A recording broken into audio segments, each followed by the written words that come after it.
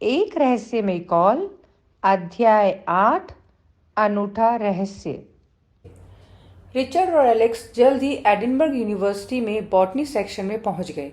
वहां पर क्लासेस चल रही थी और शायद अभी ही एक क्लास खत्म हुई होगी और ब्रेक हुआ था।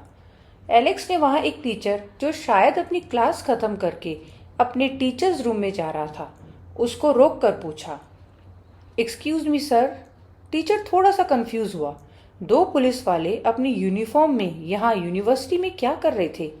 उस टीचर ने पोलाइटली बोला, जी सर, मैं आपकी क्या मदद कर सकता हूँ? एलेक्स बोला, सारा वॉल्टर नामक स्टूडेंट्स की डिटेल्स कहाँ से मिलेगी? टीचर ने एलेक्स का बैच पढ़ा और बोला, लंदन पुलिस। एलेक्स और रिचर्ड दोनों ने ही हामी में सर हिला दिया।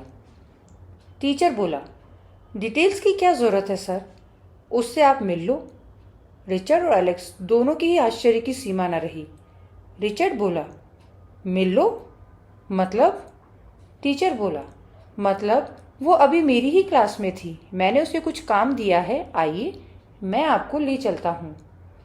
टीचर रिचर्ड और एलेक्स को उसके पास ही के एक क्लासरूम में ले गया, जहाँ एक 24-25 वर्षीय लड़की अपनी डेस्क पर बैठकर कुछ लिख रही थी। उसने रिचर्ड और एलेक्स को अपने टीचर के साथ अपनी ओर आते हुए देखा। उस लड़की ने कोई प्रतिक्रिया नहीं दिखाई। एलेक्स ने रिचर्ड की ओर देखा और आंखों ही आंखों में पूछा, क्या ये वही लड़की है? रिचर्ड ने ना में सर हिला दिया। हालांकि एलेक्स ने भी उस स्केच को देखा था जो मरियाना ने बनाया था, इसीलिए उसे भी सारा वॉल्टर भिन्न लड़की ही लग रही थी। टीचर बोला, सारा, ये लंदन पुलिस के दो ऑफिसर्स तुम्हारे बारे में पूछ रहे थे। सारा अपनी सीट से खड़ी हो गई और बोली, बोलिए, मैं आपकी क्या मदद कर सकती हूँ? रिचर्ड थोड़ा सा चौंक गया। सारा वॉल्टर बिल्कुल भी नहीं घबरा रही थी और बहुत ही नॉर्मल बिहेव कर रही थी। रिचर्ड ने पूछा, तुम यहाँ कब से पढ़ रही हो? सारा बोली, कुछ 2 साल हो गए। क्यों? रिचर्ड बोला, परंतु तुम्हारे पिता की मृत्यु के बाद हमें लगा तुम फाइनेंशियली दिक्कतों में होगी। सारा बोली, नहीं, पिताजी ने थोड़े पैसे मेरे नाम पर किए थे और मैं पहले प्रोफेसर लक्ष्मी ट्रस्ट के असिस्टेंट थी और कुछ पैसे कमाती थी, और अब मैं प्रोफेसर जॉर्ड की असिस्टेंट हूँ।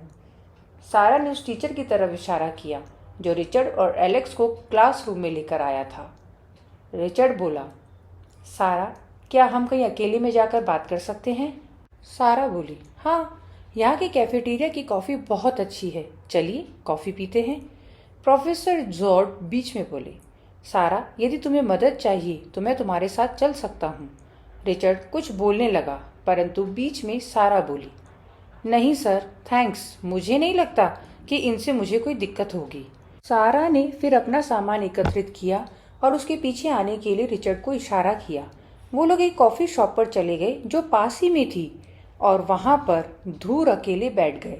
हालांकि वहाँ पर काफ़ी चहल पहल थी, परंतु जहाँ रिचर्ड, एलेक्स और सारा बैठे थे वो स्थान एकांत सा ही था। रिचर्ड ने सभी के लिए कॉफ़ी ले ली और वो सभी अपनी अपनी कॉफ़ी पीते हुए उस स्थान पर बैठ गए। सारा कॉफ़ी का सिप लेते हुए बोली, बताइए, आप लोगों को मुझसे क्या काम है? रिचर्ड ने बोला, तुम्हारे पिता की मृत्यु रहस्यमय परिस्थितियों में हुई थी। सारा बीच में बोली, मुझे उनकी मृत्यु के बारे में बात नहीं करनी है। यदि आप लोगों को सिर्फ उसी के बारे में पूछना है तो मुझे माफ़ कीजिएगा, मैं आपकी ज़्यादा मदद नहीं कर सकती। रिचर्ड को सारा का ये टका सा जवाब कुछ अखरा, परंतु फिर वो समझ गया कि सारा ने अपने माता और पिता दोनों को ही खो दिया था, इसीलिए हो सकता है उनके बारे में बात करने से उसकी पुरानी यादें ताज़ा हो जाती होंगी जिन्हें वो भूलना चाहती थी। रिचर्ड बोला, कोई बात नहीं, इतना बता दो कि लक्ष्मी ट्रस्ट को आपने क्यों छोड़ा? सारा बोली, मैंने नहीं छोड़ा। रिचर्ड बोला, तो? सारा बोली, प्रोफेसर लक्ष्मी ने 2 साल पहले पढ़ाई से ब्रेक ले लिया था और अपनी ही कोई रिसर्च कर रही थी। रिचर्ड बोला, तुम्हें पता है उस रिसर्च के बारे में? सारा बोली, नहीं, मुझे नहीं पता। रिचर्ड बोला, तुम्हें कुछ अजीब नहीं लगा कि प्रोफेसर लक्ष्मी ट्रस्ट एकदम से अलग हो गई? सारा बोली, नहीं, ये सामान्य है।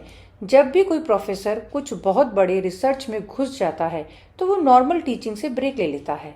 रिचर्ड बोला, ओह अच्छा। सारा बोली, हाँ, आपको यदि पता नहीं हो तो मैं बता देती हूँ कि प्रोफेसर लक्ष्मी की मैं तो सिर्फ असिस्टेंट थी, उनकी चहेती स्टूडेंट थी केमिस्ट्री डिपार्टमेंट की एक लड़की। एलेक्स पहली बार बीच में बोला, केमिस्ट्री डिपार्टमेंट की लड़की? सारा बोली, हाँ, लक्ष्मी ट्रस्ट को बॉटनी के साथ साथ केमिस्ट्री में भी बहुत इंटरेस्ट था और उनके उस प्रोजेक्ट में उनका साथ दे रही थी वो लड़की। रिचर्ड की आंखें आश्चर्य से गोल हो गई। वो बोला, कौन लड़की? सारा बोली, लीजा रॉस। रिचर्ड ने आश्चर्य से बोला, सैम रॉस की बेटी? सारा बोली, हाँ, वो भी एडिनबर्ग यूनिवर्सिटी में केमिस्ट्री में पढ़ती थी जब प्रोफेसर लक्ष्मी ट्रस्ट ने पढ़ाना छोड़कर अपने ही प्रोजेक्ट पर काम करना शुरू किया था। तब से लीजा रॉस उनकी असिस्टेंट बन गई। लीजा ने भी तभी अपना कोर्स बीच में ही छोड़ दिया था। रिचर्ड बोला, कोर्स बीच में छोड़ दिया? तो क्या वो अब यहाँ नहीं है? सारा बोली, नहीं, वो 1 साल से गायब है। कुछ लोग तो कहते हैं कि वो अपने ही पिता के खिलाफ हो गई है। आखिरकार उसके पिता बहुत बड़े माफिया हैं। सारा अपनी कॉफी खत्म करते हुए सीट से उठ गई और बोली, मुझे जो कुछ पता था मैंने आपको बता दिया। मेरे पास बहुत काम है, मैं जा रही हूँ, धन्यवाद। सारा बिना रिचर्ड और एलेक्स का जवाब सुने वहां से चली गई। रिचर्ड और एलेक्स उसको तेज कदमों से अपने क्लास में जाते हुए देख रहे थे। एलेक्स भी रिचर्ड के चेहरे के भाव पढ़ने की कोशिश कर रहा था। एलेक्स ने रिचर्ड को देखकर बोला, आप क्या सोच रहे हो सर? रिचर्ड बोला, ये पहेली तो काफी उलझ गई। सारा ने हमारी मदद की या हमें उलझा दिया? एलेक्स को ज्यादा कुछ समझ नहीं आ रहा था। तभी रिचर्ड ने बोला, मुझे लीजा रॉस का रजिस्टर और फोटो देखने हैं। रजिस्ट्रार ऑफिस चलते हैं। दोनों एडिनबर्ग यूनिवर्सिटी के रजिस्ट्रार के ऑफिस चले गए। रजिस्ट्रार ने अपना ऑफिस रजिस्टर मंगाया और अपने सामने बैठे दोनों मेहमानों को, जो लंदन पुलिस के सीनियर इंस्पेक्टर और सब इंस्पेक्टर थे, उनके सामने रख दिया। रिचर्ड ने लीजा रॉस की डिटेल्स वाला पन्ना खोला और उसके आश्चर्य की सीमा ही नहीं रही। एलेक्स की भी आंखें फटी की फटी रह गई थी। रिचर्ड ने अपने हाथ में रखी पेंटिंग के स्क्रॉल को खोला और रजिस्ट्रार को दिखाया। इस बार रजिस्ट्रार थोड़ा सा चौंका। रजिस्ट्रार बोला, लीजा की इतनी सजीव पेंटिंग आपने कहाँ से बनवाई? रिचर्ड बोला, मुझे ये लड़की 2 दिन पहले एक बंगले में मिली थी। मुझे इसे ढूंढना था तो मैंने इसका स्केच बनवाया। रजिस्ट्रार बोला, वैसे ये 1 साल से भी ज्यादा से गायब है। रिचर्ड बोला, हाँ, मुझे सारा वॉल्टर ने बताया। रजिस्ट्रार बोला, अच्छा, तो आप उससे मिल चुके हैं? लंदन माफिया के दोनों बड़े गैंग के बच्चे एडिनबर्ग स्कॉटलैंड में पढ़ते थे। ये हमें पहले पता ही नहीं था। रिचर्ड बोला, अच्छा। रजिस्ट्रार आगे बोला, वो तो 2 साल पहले सारा के पिता का एनकाउंटर हुआ तो सारा ने लीजा पर बदला लेने के लिए हमला कर दिया था। रिचर्ड बोला, क्या? रजिस्ट्रार बोला, हाँ, हम उसे रेस्ट्रिकेट करने वाले थे, परंतु सारा ने माफी मांगी और लीजा ने भी अपनी कंप्लेंट वापस ले ली थी। रिचर्ड बोला, फिर क्या दोनों आपस में बहुत लड़ती ही रहती थी? रजिस्ट्रार बोला, नहीं, उस एक इंसिडेंट के बाद उन दोनों ने कभी भी कोई लड़ाई नहीं की। लीजा को उसके पिता घर नहीं बुलाते थे, इसलिए वो नाराज रहती थी और सारा ने अपने आप को पूरी तरह से प्रोफेसर लक्ष्मी के साथ और पढ़ाई में झोंक दिया था। रिचर्ड बोला, परंतु प्रोफेसर लक्ष्मी ने जब टीचिंग से ब्रेक लिया तो लीजा रॉस ने उनके साथ प्रोजेक्ट पूरा किया। रजिस्ट्रार बोला, नहीं। रिचर्ड को आश्चर्य हुआ। वो बोला, ऐसा नहीं था। रजिस्ट्रार बोला, नहीं, ऐसा नहीं था। लीजा रॉस तो प्रोफेसर लक्ष्मी के साथ बहुत कम ही रहती थी। जब प्रोफेसर लक्ष्मी ने ब्रेक लिया तो सारा ने उनके साथ काम करने के लिए ब्रेक ले लिया था। दोनों ने कुछ महीनों साथ में काम किया। फिर सारा ने अपनी पढ़ाई वापस से ज्वाइन कर ली और तब लक्ष्मी को सारा ने ही लीजा को लेने के लिए रिकमेंड किया था। रिचर्ड बोला, ये बात तो कुछ समझ नहीं आई। सारा और लीजा तो एक दूसरे की दुश्मन थी। रजिस्ट्रार बोला, हाँ, परंतु समय के साथ साथ वो सामान्य हो गए थे। लक्ष्मी ने फिर लीजा के साथ कुछ ही दिन काम किया और फिर। रिचर्ड बीच में बोला, प्रोफेसर लक्ष्मी गायब हो गई। रजिस्ट्रार बोला, हाँ सर। रिचर्ड ने बोला, और फिर लीजा रॉस भी गायब हो गई। रजिस्ट्रार बोला, बिल्कुल सर। रिचर्ड ने उस टेबल को हल्के से टैप किया और सीट से उठ गया। रिचर्ड बोला, थैंक यू सो मच, आपने हमारी बहुत मदद की रजिस्ट्रार साहब। क्या आप मुझे लीजा रॉस के घर का पता दे सकते हैं? रजिस्ट्रार बोला, वैसे तो हम ऐसे एड्रेस नहीं देते, परंतु हमने भी रिचर्ड कार्लसन का नाम सुन रखा है और यदि आपको चाहिए तो किसी महत्वपूर्ण काम के लिए ही चाहिए होगा। रिचर्ड बोला, मुझे सारा वॉल्टर की भी तस्वीर चाहिए। रजिस्ट्रार ने लिखकर लीजा रॉस के पिता सैम रॉस के घर का पता दे दिया और रजिस्ट्रार ने सारा वॉल्टर की तस्वीर की भी एक कॉपी निकलवा कर दे दी थी। रिचर्ड ने रजिस्ट्रार को धन्यवाद दिया और एलेक्स के साथ वापस लंदन आने के लिए निकल पड़ा। एलेक्स ड्राइव करते हुए बोला, ये कहानी तो बहुत ही उलझी हुई है, मुझे तो कुछ भी समझ नहीं आ रहा। रिचर्ड बोला, परंतु मुझे काफी कुछ समझ आ गया है। एलेक्स बोला, तो क्या ग्रेट रिचर्ड कार्लसन इस नाचीज को भी समझा देंगे? रिचर्ड थोड़ा सा हंसा और उसने अपनी हवाना सिगार जला ली। उसने बहुत देर से कोई भी कश नहीं लगाया था। रिचर्ड ने अपना एकालाप शुरू किया। कहानी शुरू होती है 1977 से, जब लंदन माफिया के दो भाग थे, सैम रॉस और हेनरी वॉल्टर। दोनों एक दूसरे से लड़ते भी थे, परंतु किसी तरह से दोनों के लिए लंदन में काफी काम था। सैम रॉस की चांदी तब हो गई जब 1980 में अल्फा कॉम्बैट धड़ल्ले से बिकने लग गई थी। सैम रॉस ने किसी चेक रिपब्लिक के स्रोत से ये पिस्तौल मंगवानी चालू कर दी थी, क्योंकि इसकी डिमांड लंदन में काफी बढ़ गई थी। एलेक्स बोला, इसका मतलब 1980 में हेनरी वॉल्टर शायद सैम रॉस से पिछड़ गया था। रिचर्ड बोला, हाँ, परंतु ये दोनों ही नहीं थे, वो तीसरा शख्स भी था। एलेक्स बोला, वॉटसन? रिचर्ड बोला, मुझे लगता है वॉटसन और उसकी पत्नी दोनों। एलेक्स बोला, ये कैसे कह सकते हैं आप? रिचर्ड ने बोला, क्योंकि उन लोगों ने कहा कोई लड़की भी थी। एलेक्स बोला, पर वो तो अफवाह भी हो सकती है, और ऐसी लड़की जिस पर सैम रॉस और हेनरी वॉल्टर फिदा हो जाए। एलेक्स ने थोड़ा गला साफ करके बोला, वो मिसेस टेलर हो, ये थोड़ा ज्यादा हो गया। रिचर्ड बोला, ठीक है, उस पर बाद में आते हैं, हो सकता है खाली वॉटसन हो। रिचर्ड ने आगे बोला, वॉटसन को शायद हेनरी वॉल्टर और सैम रॉस दोनों से ही कट मिलता होगा और उसे दोनों ही चाहिए थे, इसलिए उसने सैम रॉस को थोड़ा कंट्रोल किया। वॉटसन ने हेनरी वॉल्टर को सपोर्ट किया ताकि वो अपना ड्रग का धंधा चला सके। एलेक्स बोला, तभी उसकी बेटी सारा वॉल्टर ने हेनरी वॉल्टर को बता दिया कि प्रोफेसर लक्ष्मी के पास ऐसी ट्रिक है जिससे वो धड़ल्ले से अपना ड्रग्स का व्यापार बढ़ा सकता है। रिचर्ड बोला, हाँ, सारा ने हेनरी को बताया और हेनरी ने लक्ष्मी का अपहरण किया और जॉनसन एलन को अपने साथ मिला लिया। उन लोगों ने मिलकर खूब ड्रग्स बनाए और बेचे। सैम रॉस पिछड़ने लग गया। एलेक्स बोला, परंतु सैम रॉस की बेटी लीजा रॉस को तो सारा ने ही लक्ष्मी को रिकमेंड किया था। रिचर्ड बोला, वो तो हेनरी की मृत्यु के बाद। एलेक्स बोला, अच्छा।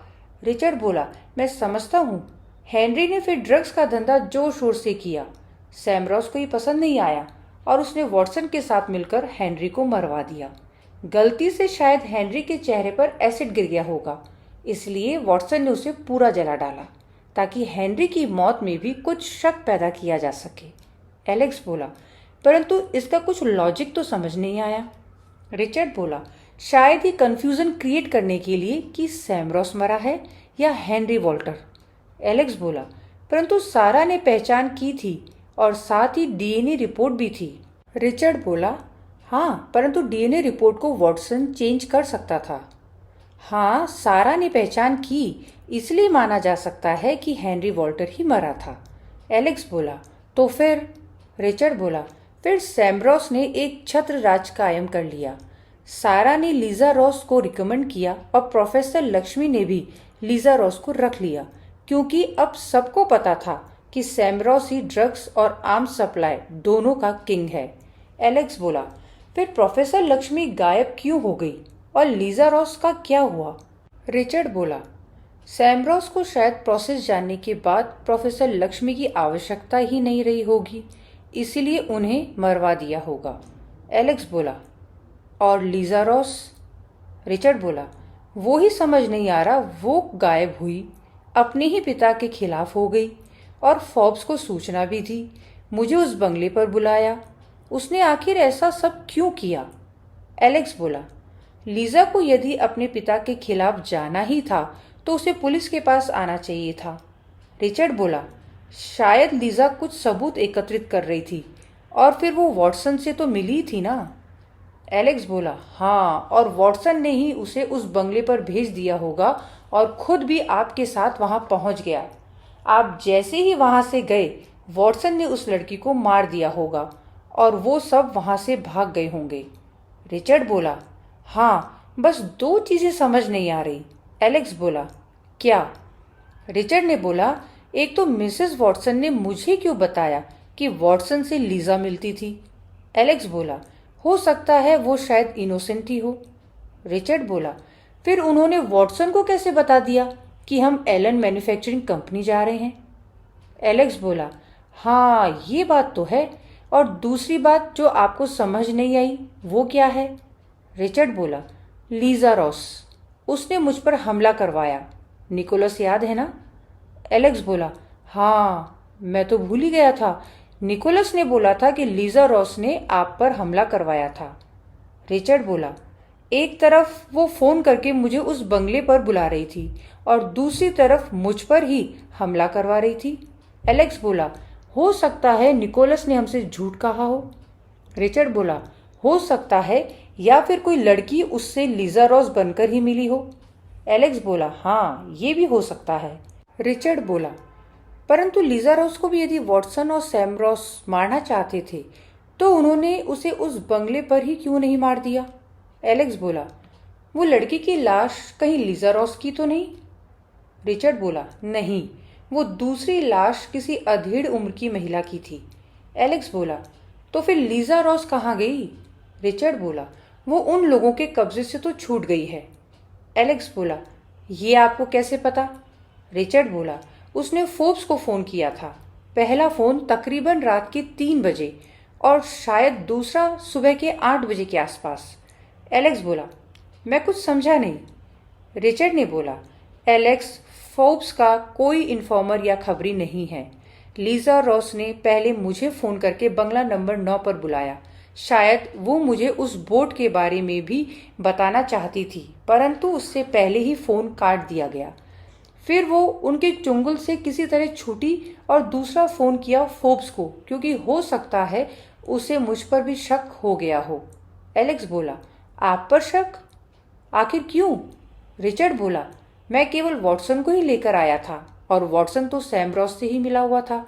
एलेक्स बोला, ओह, इसीलिए उसने फोर्ब्स को फोन किया? रिचर्ड बोला, हाँ, क्योंकि पहले उसने फोर्ब्स को ही रिपोर्ट भेजी थी और ट्रक के बारे में बताया था, तो फोर्ब्स ने तुम्हारे और डॉक्टर जोनाथन के जरिए वो ट्रक पकड़ लिए थे। लीजा रॉस को फोर्ब्स पर भरोसा हो गया था। एलेक्स बोला, समझ गया, इसका मतलब अभी तक लीजा रॉस उन लोगों के पकड़ में नहीं आई है।